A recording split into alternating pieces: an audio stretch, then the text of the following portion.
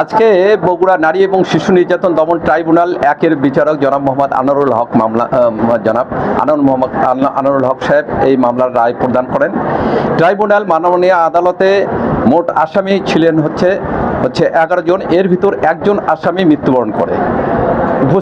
উপস্থিত আছে 3 জন অ্যাডাল্ট সাবালক এবং 5 জন নাবালক শিশু। এই 2 জন আসামি পলাতক আছে।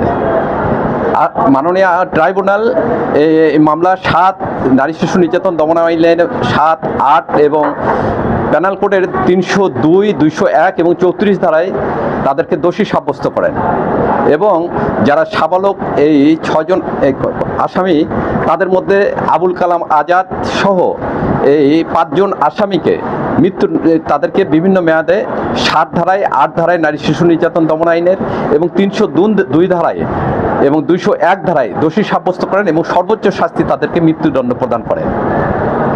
আর শিশু যারা ছিলেন 5 জন আসামি, এই 5 জন আসামিকে মাননীয় আদালত দোষী সাব্যস্ত করেন এবং দোষী সাব্যস্ত করে তাদেরকে 10 বছর এবং 10 বছর এই সাজা প্রদান করেন।